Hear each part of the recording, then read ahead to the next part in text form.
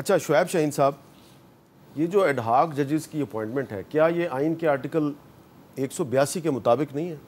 دیکھیں یہ ایک ایمرجنسی سرکمسٹانسز ہوتے ہیں. مثلا آپ نے کوئی ایسے فیصلے کرنے ہیں کہ 8 ججز نے یا 9 ججز نے یا 10 ججز نے فیصلہ کر دیا ہے جس کی اپیل سننی ہے 11 ججز نے. فرض کرو آپ کے پاس کوئی آلٹرنیٹ اپرچونٹی نہیں ہے، آپ ایڈ ہاک ججز کو فار دا ٹائم بینگ آپ ہائی کورٹ سے لے دیں اور ان کو بلا کے لے کے کچھ عرصے کے لیے آرٹیکل پڑھنے میں شک، یعنی ایک سرکمسٹانسز ہوتے ہیں. وہ کہہ رہا ہے آج کے حالات میں اس کا اطلاق کرنا، جیسے منیر کاکڑ نے کہا ہے، یہ قاضی صاحب کی نیک نیتی کو شو نہیں کرتا.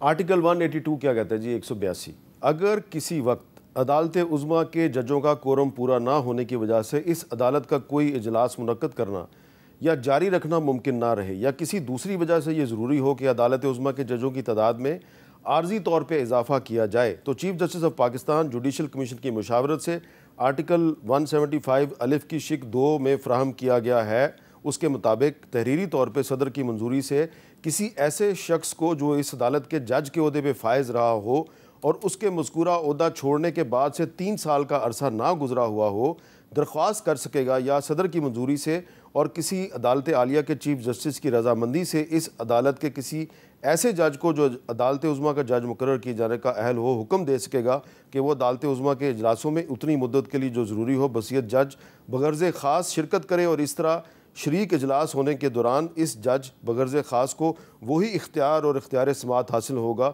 جو عدالت عظمیٰ کے کسی جج کو حاصل ہوتا ہے. تو 182 کے تحت ریٹائرڈ جج کو بھی لایا جا سکتا ہے اور ہائی کورٹ سے حاضر سروس جج کو بھی لایا جا سکتا ہے.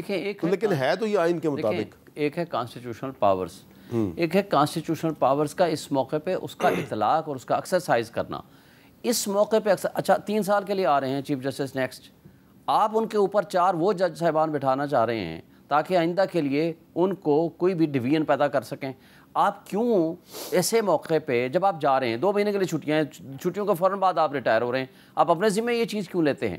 آپ کو اگر چاہیے تھا آپ پہلے دن یہ کیوں نہیں کیا؟ آپ نے آپ آئے تھے پچھلے سال اکتوبر میں، آج آپ کو جولائی میں، اور وہ بھی اس فیصلے کے بعد آپ کو شک پیدا ہوا کہ نہیں جناب اس میں تو میری میجورٹی میں ختم ہو چکی ہے، میں اپنی میجورٹی کو ریسٹور کرنے یا یہاں کچھ چیزوں کو امپروو کرنے کے لیے مجھے ان 4 معزز جج صاحبان کی ضرورت ہے.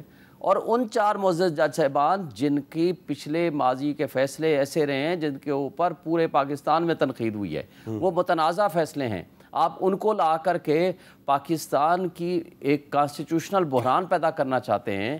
ایک آئینی بحران نہ صرف ہوگا بلکہ سپریم کورٹ تقسیم کا شکار ہو جائے گی، اور اس کا نقصان پہلے آلریڈی آپ نے دہشت گردی کی بات کی ہے. مجھے بتائیں کیا ریاستی اداروں کا کام اب صرف یہ رہ گیا ہے کہ کس طریقے سے مینورنگ کی جائے، کس طرح ججز کو تقسیم کیا جائے، اپنی مرضی کے فیصلے لیے جائیں، اڈیالہ میں بیٹھ کے تو کس طریقے سے جناب عمران خان اور بشرا بی بی کو جیلوں میں ڈالا جائے، صنم جاوید کو کس طرح بلوچستان میں جا کر ڈم کیا جائے. ججز والا معاملہ جو ہے اس کو ڈسکس کر لیں، پھر میں اس پہ بھی آتا ہوں. ایڈ ہاک ججز کے حوالے سے اس میں کوئی نیک نیتی نہیں ہے، ٹھیک ہے، اور اسپیشلی ان ججز کی اپوائنٹمنٹ سامنے نظر آ رہی ہے کہ یہ صرف اور صرف پولیٹیکل بیسڈ ہے، اور اس میں نہ صرف نیک نیتی نہیں ہے بلکہ اس میں بدنیتی شامل ہے، اور اس کا نقصان سپریم کورٹ آف پاکستان کو بھی ہوگا، پاکستان کے آئینی اداروں کو بھی ہوگا.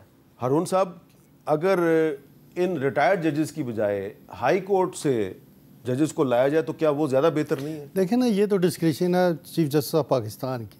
اگر انہوں نے ریٹائر ججز کو لیا، ہائی کورٹس میں بھی لاہور میں بھی ان کی تعداد ججز کی کم ہے، کے پی میں بھی کم ہے، سندھ میں بھی اور بلوچستان میں بھی. ابھی کافی ساری سیٹس اتنی خالی ہیں کہ نئے ججز، نئے جو ایلیویشن ہونی چاہیے وہ نہیں ہو رہی. اگر وہ ہو جائے تو پھر تو کوئی مسئلہ ہی نہیں ہے کہ ہائی کورٹ سے ایلیویٹ ہو کے آ جائیں، اوپر آ جائیں.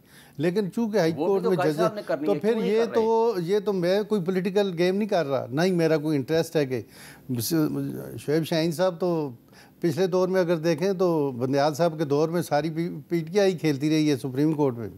وہ باتیں ہماری نہیں ہیں. ہم یہ کہتے ہیں کہ پبلک انٹرسٹ کی باتیں ہونی چاہیے، پبلک کو بینیفٹ ہونا چاہیے. میں کسی خاص پولیٹیکل پارٹی کا یہ نہیں کہہ رہا کہ کسی ایک پولیٹیکل پارٹی کو اٹھا، جس طرح ابھی بھی سپریم کورٹ میں ہو رہا ہے.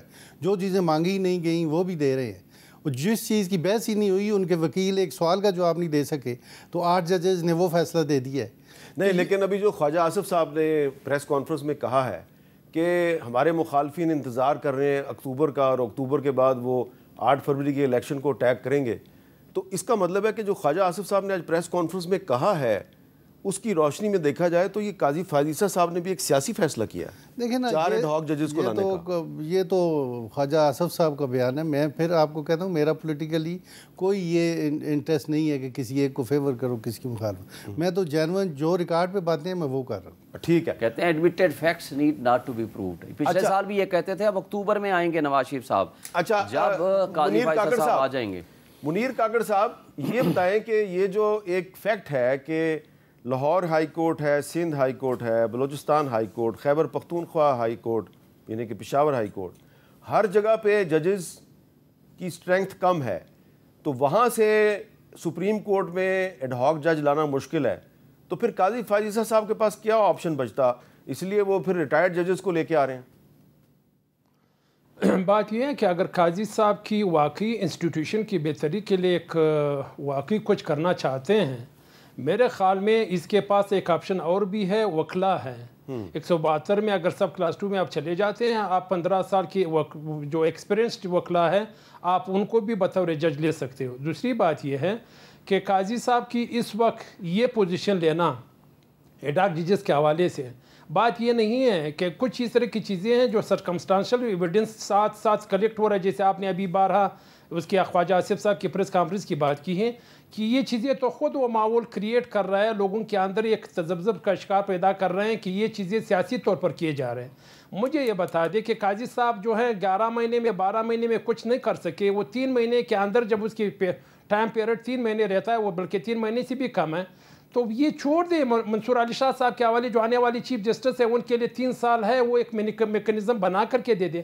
پھر دوسری بات یہ ہے کہ مستقل حل کیوں نہیں نکالا جا رہا ہے؟ یا تو پھر گورنمنٹ سے بات کر لیں کہ ججز کے جو نمبرز ہے 17 کے بجائے زیادہ کر لیں، 21 کر لیں، 25 کر لیں، 26 کر لیں. اگر آپ نے کرنا ہے واقعی ایک سسٹم کو بہتر بنانے کے لیے آپ نے مستقل ایک میکنزم بنانا ہے، آپ نے اس چیز کے اوپر فوکس کرنا نہیں ہے. آپ نے ایسی چیزیں کرنا ہے جس سے ادارے کی ساکھ کو بھی تباہی ہو رہی ہے، ججز کے اوپر بھی لوگوں کو سوال اٹھ رہے ہیں، اور اداروں کے اوپر بھی ادارے ڈیلیوری نہیں کر رہے ہیں. تو ایسی چیزیں جو ہیں میرے خیال میں یہ مناسب نہیں ہیں اس وقت. پھر خاص کر یہ ججز کے حوالے سے جو ابھی بات ہے میں مناسب نہیں سمجھتا ہوں. یہ لوگ تو اسی انسٹیٹیوشن کے اندر بیٹھے ہوئے ججز تھے. ابھی مجھے بتا دو مشیر عالم صاحب کے حوالے سے اگر بات کریں، ایک میرے خیال میں گورنمنٹ امپلاس کا 2 سال سے اس کے کیس اس کے سامنے پینڈنگ تھا، 2 سال جاتے جاتے اس نے اس کے آرڈر کر دی. میرے خیال میں ڈپوٹیشن والا ایک کیس تھا.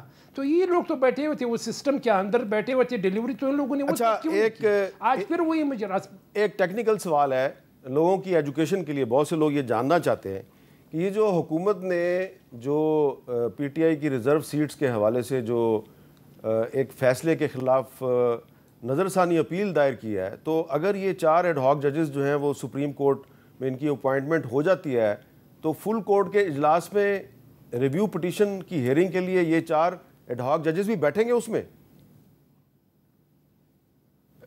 اسی حوالے سے یہ تو پھر اسی بات ہے، پھر کوئی کمیٹی کے سامنے یہ ایشو جائے گا لامالا اگر بیٹھنے کے حوالے سے، تو وہ میرے خیال میں بیٹھ تو نہیں سکتے، نہ بیٹھنا چاہیے. ریویو تو پھر وہی سن سکتے ہیں جس نے آرڈر دیا ہوا ہے. ریویو کے حوالے سے اگر وہ کر لیتے ہیں جس نے آرڈر پاس کیا، اگر ریویو کے حوالے سے یہ 13 ججز ہی سن سکتے ہیں.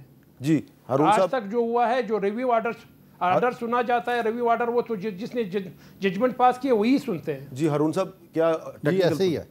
اگر ریویو اسی بینچ پہ سامنے جائے گا جو بینچ آلریڈی، یعنی کہ جن 13 ججز نے پہلے فیصلہ دیا جی 8-5 سے، تو ریویو پٹیشن وہ 13 جج ہی سنیں گے. ریویو کا مطلب یہی ہے کہ وہی کورٹ سنیں گے. تو یہ 4 ججز اس بینچ میں نہیں بیٹھیں گے؟ میرا نہیں ہے. تو یہ جو پھر شعیب صاحب آپ جس خدشے کا اظہار کر رہے ہیں، آپ کا یہ خیال ہے کہ جو تحریک انصاف پر پابندی کی جو بات کی گئی ہے، تو وہ جب سپریم کورٹ کو ریفرنس جائے گا تو وہاں پر یہ بیٹھیں گے؟ دیکھیں 2 چیزیں ہو سکتی ہیں.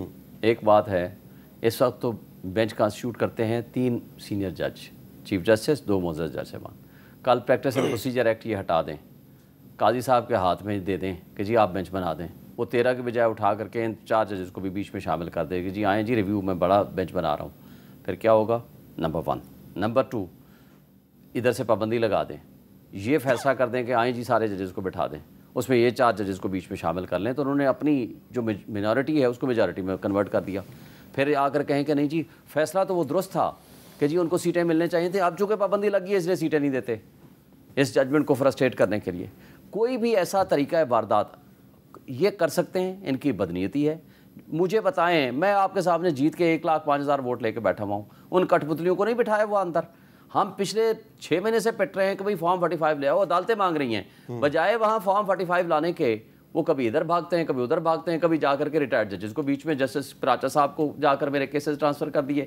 نہیں جناب وہاں سے جا کر کے جائیں. لیکن وہ پراچا صاحب تو نہیں نہ بیٹھ سکے، نہیں بیٹھ سکے، اسٹے چل رہا ہے نا. لیکن بات یہ ہے کہ انہوں نے تو کون سا کارنامہ ہے جو نہیں کیا. تو آپ نے بھی تو انڈر ایسٹیمیٹ کیا نا. آپ کہتے ہیں کٹ پتلی کٹ پتلی کٹ پتلی، تو کٹ پتلی نے ابھی تک آپ کو پارلیمنٹ میں تو نہیں جانے دیا. دیکھیں کٹ پتلیوں نے نہیں جانے دیا بھائی. اگر کرپٹ لوگوں نے، بےایمانوں نے، اسٹیبلشمنٹ نے اگر ہمیں نہیں جانے دیا تو کوئی فرق نہیں پڑتا. 2 سال سے میری اور آپ کی بحث چل رہی ہے. بالکل ایسے ہی. پہلے میں نے آپ کو کہا کہ الیکشن وقت پہ نہیں ہوگا، آپ کہتے تھے نہیں الیکشن. میں نے کہا جی ہر حال میں ہوگا. فیصلہ تو لے لیا تھا نا ہم نے. ہمیں کیا پتا تھا کہ بندیال صاحب فیصلہ دینے کے بعد وہ چپ کر کے گھر پہ جا کر کے سو جائیں گے. 2018 میں بھی یہی صورتحال دیکھی تھی. جو ہمیں تو یہ تھا کہ ہم آئین اور قانون کی بالادستی پہ یقین رکھتے ہیں. ہم سپریم کورٹ میں گئے، اس وقت میں صدر اسلام آباد ہائی کورٹ باہر تھا.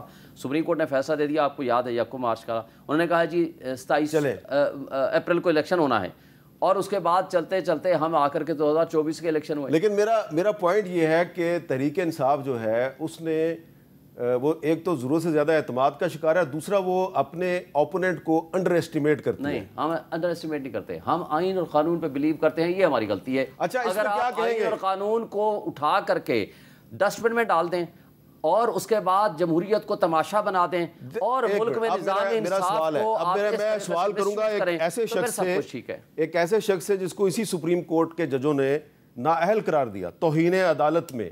طلال چودھری صاحب آپ نااہل ہوئے، لیکن میرا آپ سے سوال یہ ہے کہ جو کچھ آپ کے ساتھ ہوا، کیا وہی کچھ آپ کے سیاسی مخالفین کے ساتھ اگر ہو تو کیا یہ جائز ہے؟